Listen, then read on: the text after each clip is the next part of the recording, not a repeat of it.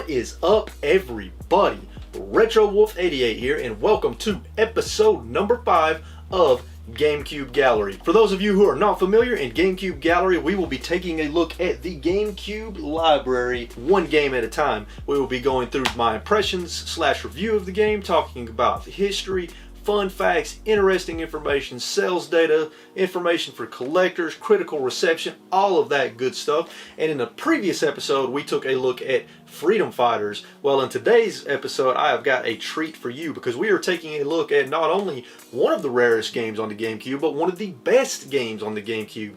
Also a hidden gem, a cult classic, a game that a lot of people just don't know about. And that game is Chibi-Robo. This is a Nintendo first-party developed and published game released on June 23rd in 2005. What's Chibi-Robo all about? What makes it so interesting? Kick back, relax, subscribe to the channel if you've not done so already so that you can join the Retro Wolf family, and let's take a look at Chibi-Robo on the Nintendo GameCube.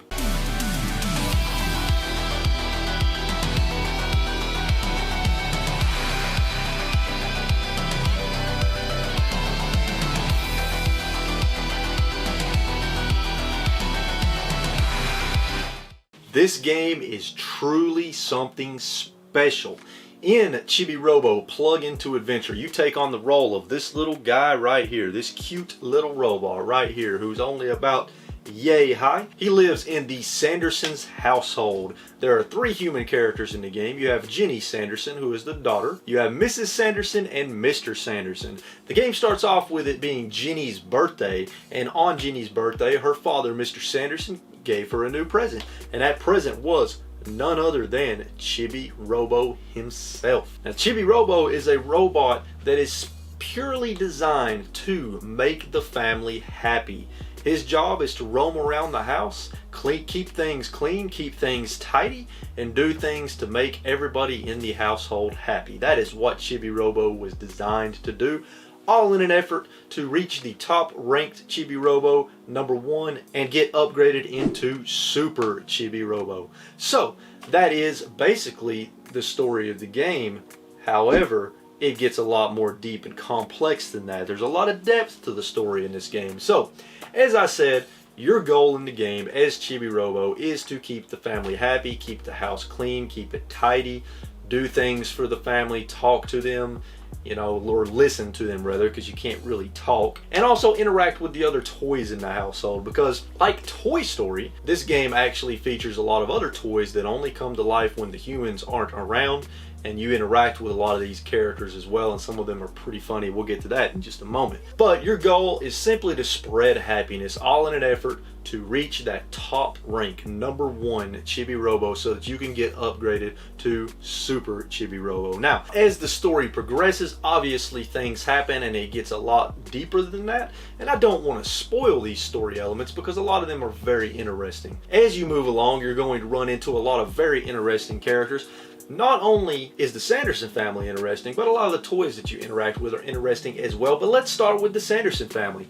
So, you have Jenny Sanderson, Mr. Sanderson, and Mrs. Sanderson. Now, Jenny Sanderson constantly wears a frog suit and says ribbit all the time. She's kind of a strange kid, but you'll understand why she's a bit strange in just a moment. Mr. Sanderson is sort of a childlike adult. He likes playing with toys. He likes, you know, games and having fun.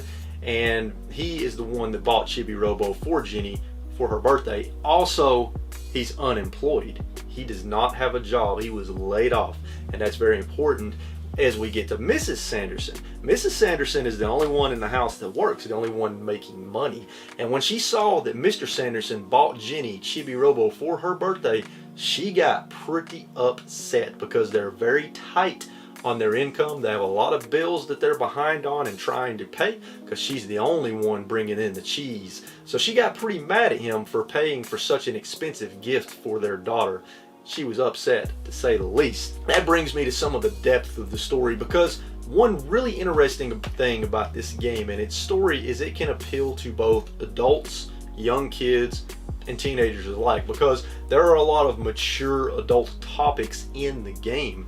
like money issues, being behind on bills. There's also other topics such as loneliness, because Jenny Sanderson, that is why she kind of acts the way she does, because she sees her parents fighting all the time and not getting along, and it makes her very, very sad and upset. So she's trying to act like a frog all the time to forget about it, and she colors all the time.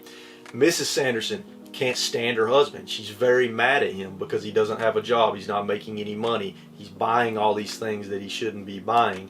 So he sleeps on the couch. He doesn't sleep in their bedroom. And also Mr. Sanderson, you know, he just sits there and watches TV all the time and plays with Drake Redcrest toys all the time. So yeah, this family's a little bit dysfunctional, but at the end of the day, the game does have an important message on some of these topics. And I don't want to spoil the ending for you. I haven't got there yet, but I do know how the game ends. I don't want to spoil it for you, but it's not a sad ending. Things sort of wrap up. But there are other topics in the game, such as divorce that come up, energy crisis like with the world, pollution. I mean, the game has got a lot of depth to it in terms of its story and sub-stories. Speaking of its sub-stories, not only do you have the sub-stories with the family themselves, but you also have sub-stories with the various toy characters that you meet in the game. There are characters such as Drake Redcrest, who is basically a Buzz Lightyear type toy. Then you have Telly, who comes with Chibi-Robo. It's a little floating television that kind of helps guide you throughout the game. Then you have Plankbeard, a pirate who lost his ship and lost his crew, and he's stuck down in the basement and he just wants to go look for treasure again. And then you also have the Free Rangers, who are a bunch of eggs-like toys that are sort of an army, and they have a general, and they're basically wanting to get revenge on the dog. That's another character in the game. There's a dog named Tao who took one of their men from them, and they want to get revenge on Tao. So there's a lot of really interesting characters, and you interact with all these characters all the time in a lot of very surprising ways. There's a lot of very interesting dialogue, and you even have dialogue options in the form of yes or no. You can shake your head yes or no when people or toys ask you questions, and their reaction will differ depending on whether or not you say yes or no. So these interactions are really great. It really gives a sense of discovery to the game, and the dialogue is usually always humorous and very interesting, and I really like that about this game. So the story and the characters and the dialogue are absolutely top notch. So let's talk about the gameplay. So the gameplay is actually pretty unique as well. You move around with your cord dragging behind you. The game takes place during the day and during the night, so you have a daytime cycle and a nighttime cycle. As you're moving around, your battery slowly ticks down. It's sort of like your stamina in a way. And every action that you do causes your battery to drop even more. If your battery reaches 0, you're going to collapse and wake back up in the chibi house and lose half of your moolah. Moolah is basically the currency in the game that you use to purchase upgrades and purchase other things in the game. As you're exploring the house, you can plug into any outlet that you see to recharge your battery all the way to the max. And as you progress through the game and increase through the ranks as Chibi-Robo, you will get battery upgrades as well. So your battery will get larger and larger, and you can also purchase a backup battery. So as you progress through the game, you'll find that you're going to have a far larger battery that's going to allow you to do far more actions and exploration in between having to recharge. And recharging only takes a couple of seconds, and that's also when you save your game, when you plug into a wall and recharge. Now, the entire game takes place in the Sanderson household as well as their backyard. You have free reign pretty much to explore the house room by room.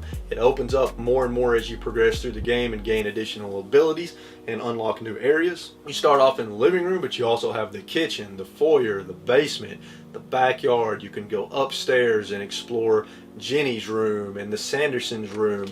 There's a lot to see in this house. It sort of has like a Metroidvania kind of feel, because as you progress, you're going to get more abilities and more items to use that will allow you to move into new areas or explore previous areas that you could not explore before. Some of these abilities that you get and items that you get are pretty cool. You get a little helicopter on your head that allows you to glide for a short period of time or float down from high areas. You get a toothbrush that allows you to clean the stains on the floor, which make the family happy, of course help you progress through the ranks even further. You get a chibi blaster that you can use to shoot enemies with. The enemies in the game are called spiders. They're these little spider things that basically try to kill you. There are a lot of different things that you get, and you also get costumes that, while they don't really give you any abilities, you can use the costumes to pose in front of the other toys and the family members to get different reactions out of them, some of which are very funny. As you explore the house, your goal is to basically explore, find moolah, clean. So if you see any trash on the floor, you pick it up. If you see any stains on the floor, you clean them. There's other little things that you can do to get more happiness points, but everything that you do like that makes the family happier, you get happiness points, and happiness points are what help you progress through the ranks as Chibi-Robo. There's a lot of stuff to do and a lot of stuff to discover and a lot of ways to get happiness points. And the house is really fun to explore because every room is large. Of course it feels large to you because you're this little tiny robot. And there's a lot of verticality. There's a lot of hidden areas to find. Like I was in the kitchen and I looked in the sink and I dropped down in the sink and I'm like, I wonder what happens if I go down the drain. I went down the sink drain and sure enough I appeared in the pipes under the sink and explored the pipes and stuff, and there were rats and different things to find down there, and that was really cool. There are a lot of cool moments like that in the game as you're exploring and you find new areas that you did not know existed before. You really got to pay attention in the game. Now, the controls are pretty good. You press the X button to bring up your menu, which is how you swap between your different items and abilities and your different costumes. You can only have one costume out at a time and one item or ability out at a time, and you press a button to put the item up, and you have to pull the menu up and select the item to pull it back out again. You don't have a jump button, but you can climb, you can interact with objects and push and pull objects and different things like that. The controls are pretty basic. You move around with the left stick, you move the camera with the right stick. The camera can be a little wonky at times. Sometimes it just doesn't want to rotate around you like it's getting stuck on something, but it's not that big of a deal. For the most part, the controls work very well, and I did not have any issues with them. The pacing, collectibles, and progression of the game is also very, very nice because, as I said, you're going to acquire new items and stuff as you move along. Some of these items other characters will give you, some of them you'll just find as you're exploring. Costumes you get from characters. You can also, there are also 9 frog rings scattered around the house that you have to find and give to Jenny. There are stickers to collect. Of course, you get moolah for doing various things. There's moolah scattered around the house, hidden in various areas. There's happiness points hidden in areas that you can find. There's a lot of collectibles and stuff to find to try to 100% the game, and it's a lot of fun exploring and finding all these things. And the pacing is really nice as well because, as I said, there's a daytime and nighttime cycle, and you can set how long you want these cycles to be. You can have them be 5 minutes long, 10 minutes long, or 15 minutes long, and basically at the end of the cycle, you have to go back to the Chibi house and then you save and the cycle starts again to day or to night. But what's cool is the game progresses very organically, so every now and then when you start a new daytime cycle or a new nighttime cycle, there will be an event that might happen. Sometimes it doesn't trigger until you enter a certain room. Sometimes it doesn't trigger until you talk to a certain character. So there's a lot of these events that happen, but they happen in such a way that feels organic and natural. They don't feel forced on you. They don't, and a lot of times you don't even see them coming, and it makes the game very exciting, and it helps progress the story very organically and naturally, and I really like that. Lastly, the graphics, the sound design, and the music are all top-notch. The graphics actually, to me, they still hold up even today because of the cartoonish kind of Disney style feel of the graphics. And the game looked really good in 480p whenever I used the HDMI upscaler on the GameCube. The graphics held up very well. Everything looked nice and crisp, looked really good, and I like how colorful everything is. The design of all the rooms and all the furniture and all the different things that you find is very nice.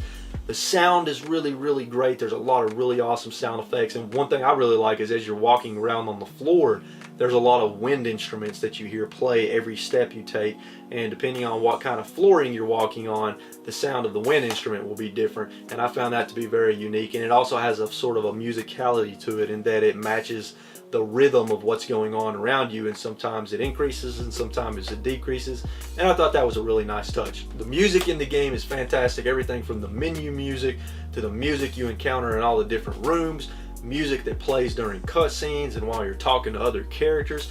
The entire package of this game is incredible. Such a unique game. This is the first time I've ever played this game in preparing for this video. I've played it for about 7 hours now, and I intend on completing it even after I film this video, and it's going to end up being one of my favorite GameCube games of all time. It's definitely a hidden gem. is definitely a cult classic and has a huge cult following, and it's a game that I wish everybody could play. Not everybody's going to get to because it only released on the GameCube in North America. The other version released in Japan on the Wii, which we'll talk about later. There's no other way to play it that I know of, and unfortunately the GameCube version is quite rare and expensive, which we will also talk about later. Such a great game, so much character and charm to it, so much uniqueness. Everything about this game I love, and I just can't say enough great things about Chibi-Robo. Let's get into some additional information about the game. Now, as I stated before, Chibi-Robo was released on the Nintendo GameCube on June 23rd, 2005. Nintendo published it, and Nintendo had a very large hand in the development of the game. Nintendo's part in the game was largely from the man, the myth, the legend, Shigeru Miyamoto himself. He signed on to be the game's lead producer. Now, even though Nintendo had a large hand in the development through Shigeru Miyamoto, the game was still primarily developed by Skip LTD, who is a Japanese video game development company who primarily develops games for Nintendo. As a matter of fact, most of their games have been published by Nintendo. They are primarily known for their development of Chibi-Robo on the Nintendo GameCube, but they're also known for developing Chibi-Robo Photo Finder and Chibi-Robo Ziplash for the Nintendo 3DS, as well as Wii Play Motion for the Nintendo Wii. So initially, Chibi-Robo was announced in 2004, and it was actually going to start off as a point-and-click style adventure where you take on the role of Chibi-Robo as he tries to defend the house against a pair of burglars, similar to something like Home Alone, and it was actually initially going to be published by Bandai Namco. However, soon after that, the game sort of disappeared from the media and people stopped hearing anything about it, and media outlets started to suspect that the game was never going to be released, that it was just scrapped. However, fortunately for us, Shigeru Miyamoto had an eye for this game, and he actually took and presented the game to Nintendo and kind of his idea and vision for it, and then Nintendo gained the publishing rights and Miyamoto became the lead producer. Another individual who was instrumental in this game becoming the game that we know and love today was actually the producer of the Metroid Prime series, Kensuke Tanabe. He helped lead the game into what it was today and was actually very much responsible for transforming it from a point-and-click adventure to the really awesome, really unique game that I just talked about earlier. And Chibi-Robo took 4 years for them to develop, and as I stated earlier, it takes heavy inspiration from Toy Story, hence all the different toy characters you encounter and interact with throughout the game. And the game also featured a lot of really adult and mature themes sprinkled into the story and its sub-stories, which helped really give the narrative of the game some depth and complexity that helps it appeal to both children and adults. And at the end of the day, the game has a very good message for people. Now, there were some features that were actually cut from the final game. Some of these include a chibi helicopter, some kind of wind-powered generator, and the ability to actually travel to other homes in the neighborhood. There were other games in the series as well, but sadly none of them ever really lived up to the potential of the original game and never really had the same impact as the original game did. The other games in the series include Chibi-Robo Park Patrol for the Nintendo DS. Oh, I'm probably going to butcher this one. Okiri Chibi-Robo Happy Richie Osaji for the Nintendo DS. Chibi-Robo Photo Finder for the Nintendo DS, and Chibi-Robo Ziplash for the Nintendo 3DS. Unfortunately, none of these games were the sprawling 3D adventure like the original Chibi-Robo. Now, interestingly enough, there was actually a re-release for Chibi-Robo in 2009 on the Nintendo Wii as part of the New Play series for the Wii. Sadly, it only came out in Japan and never made it to the States, which really sucks because I would have liked to have got my hands on that as well. Ever since Chibi-Robo Ziplash, there's not really been any word from Nintendo on another Chibi-Robo game at all, which leaves us to wonder if there is even a future in the series at this point. Strangely enough though, on January 10th, 2018, Nintendo just randomly tweeted out a picture of Chibi-Robo on freaking fire with no context, no caption at all, and it just blew up on the internet. It was actually tweeted not too long before a Nintendo Direct, but it was very mysterious and Nintendo never explained that tweet and nothing ever came from it. And it's sort of horrifying. Most Chibi-Robo fans out there just want a new game similar to the GameCube game, or see Chibi-Robo as a fighter in the Smash Brothers series, which would also be amazing. But a new game, man, a new game would be so amazing that's similar to the GameCube game. There's so much they could do with it, and I think if they marketed it right, it could really be a hit. Now here's a few more pieces of information before we move on to the critical reception, sales data, etc. The main story of Chibi-Robo takes around 12 hours to complete. Completionists will have to spend around 20 hours in the game, which makes it a decently length game for a game like this. The fastest record for the speed run of the Nintendo GameCube version is 2 hours and 27 minutes, and you can actually watch that speed run, and I'll have a link to that in the sources down below. Another interesting piece of information about the game is there actually are some differences between the Japanese version of the game and the North American version of the game, and a lot of these differences include some different assets and some different graphical qualities, some different art style qualities,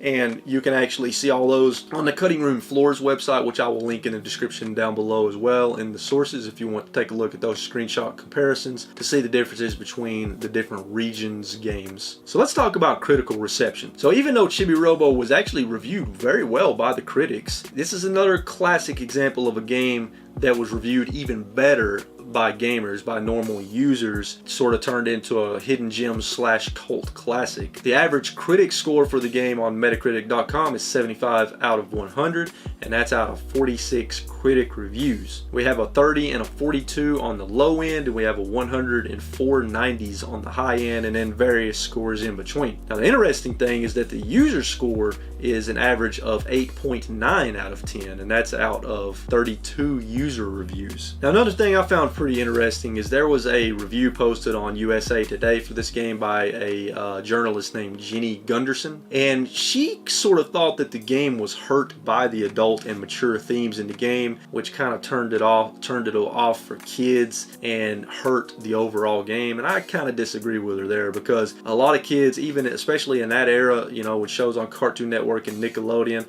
a lot of these kids-based shows dealt with a lot of mature and adult themes, but they turned it into a positive, they turned it into a lesson, and that's exactly what Chibi-Robo does. It takes some of these mature adult themes, some of these serious themes, and really turns them into a good lesson for kids and adults alike, and turn it into a good positive. So I disagree with her completely on that. I feel like that is one of the best qualities about the game, is some of the depth, complexity, and seriousness in the story and its sub-stories. Now here's the bad news, folks, and probably the reason why the series never reached its full potential and has sort of fizzled out over the years, and that's the sales for the GameCube version.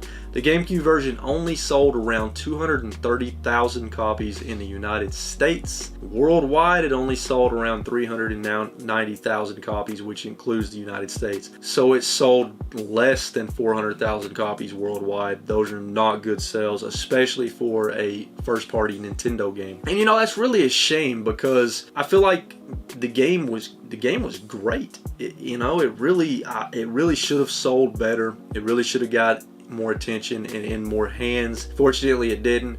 And I think probably part of the reason why it didn't sell good, it probably wasn't marketed very well. When people go into a Toys R Us or a Walmart or whatever, and they see this game on the shelf, at first glance, it doesn't look like anything exciting.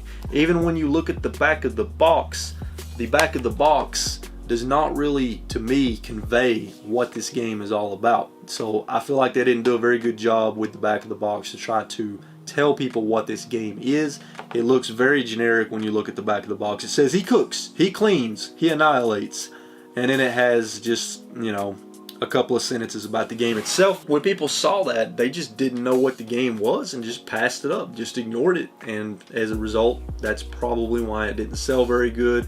And it was a new IP for Nintendo, and you know, people are wary of new IPs sometimes. So unfortunately, the game didn't sell good. I really wish that it had, because if so, we may have more games like this in the Chibi-Robo series. So that brings me to even more bad news for all you collectors out there and heavy collectors of the GameCube, such as myself. Chibi-Robo is one of the rarer and more expensive games on the GameCube. The PriceCharting.com average loose price for the game is $45. The average complete in box price for the game is $70, and the average brand new or sealed price for the game is $87. Looking at some current eBay listings, I'm seeing it listed currently complete in box for around $74, and I'm seeing some sold listings complete in box from $60 to $80 on eBay currently. And I suspect that this game is going to become even harder and harder to find as time goes on, and I think the price is going to continue to go up. So if you collect for the GameCube or you're interested in playing this game, you better buy it now. You better buy it sooner rather than later, because pretty soon it's going to be well over $100, I think, complete. So there you have it, folks. Chibi-Robo for the Nintendo GameCube. One of the best GameCube games I played. It's definitely up there in my top list, and it was such a surprise. It was such a joy to play, and I'm going to continue to play it even after this video. The game is very fascinating, and man, I wish more of you could play it, but unfortunately a lot of you probably won't be able to play it because it's really hard to find, and playing it on the GameCube, unless you import it and play it on a imported system, is the only way to play it, and it's a shame unless you can somehow emulate it, but I don't even know if that's possible. But if you have a GameCube and you run across this game and you have the money to get it, I encourage you to get it, not only because of its rarity, not only because the price is going to continue to go up, but because it is a quality game, and I guarantee you've never played anything like it. I wish I had played it sooner, honestly, so that I could have more memories with this game when I was younger. And if you enjoyed this video, please be sure and hit that like button. If you stuck through all the way to the end, I cannot thank you enough. Let me know in the comments down below what you think about Chibi-Robo. Do you own it? Have you played it? What do you think about the game? Do you have any questions about it? Throw all that in the comments down below. I've already decided what games I'm going to do. Yes, I said games. What games I'm going to do in the next episode of GameCube Gallery, but I'm not going to spoil those for you today. You'll just have to wait and find out. And again, if you're new to the channel and you haven't subscribed, consider hitting that subscribe button and joining the RetroWolf family. I would love to have you. I got a lot of cool videos planned. I got a lot of cool videos already out that you should check out. Until next time, everybody, keep playing games, keep having a good time, get Chibi-Robo if you can, and I will see you all in the next video.